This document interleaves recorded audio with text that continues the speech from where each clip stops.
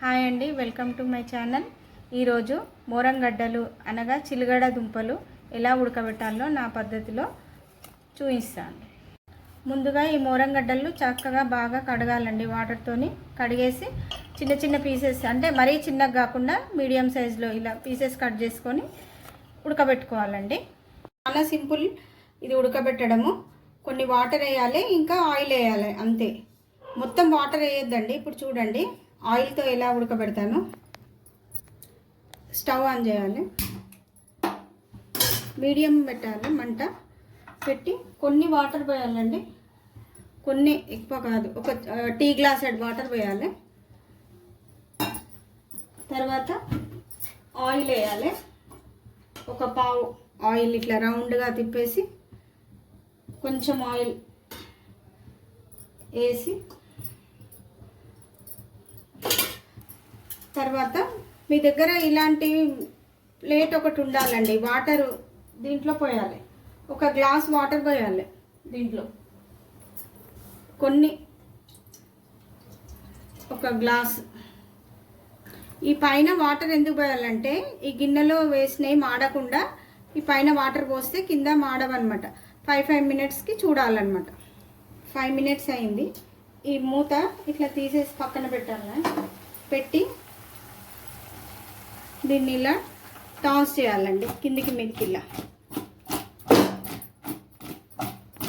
కిందివి అన్నీ మంచిగా ఉడికి మళ్ళీ పైకి వచ్చేటట్టు.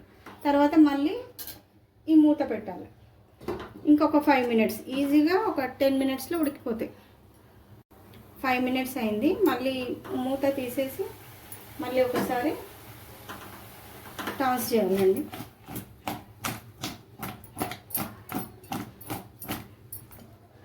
కొంచెం ఒకసారి మనము ఒక చాకుతో కానీ స్పూన్తో కానీ ఇట్లా చూడాలి, ఉడికిందా ఉడకలేదా. ఇంకా ఒక 5 మినిట్స్ పడుతుందండి టైం, ఇంకొంచెం టైం పడుతుంది. మళ్ళీ మూత, వాటర్ మూతనే మళ్ళీ పెట్టాలి.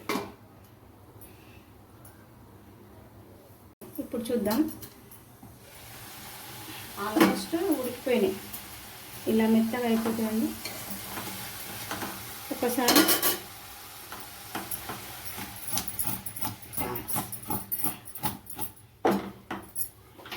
మెత్తగా అయిపోయినాయండి. ఎందుకంటే ఇది ఎక్కువ వాటర్ కూడా పోయలేదు. ఎలా ఉడికినాయి చూడండి,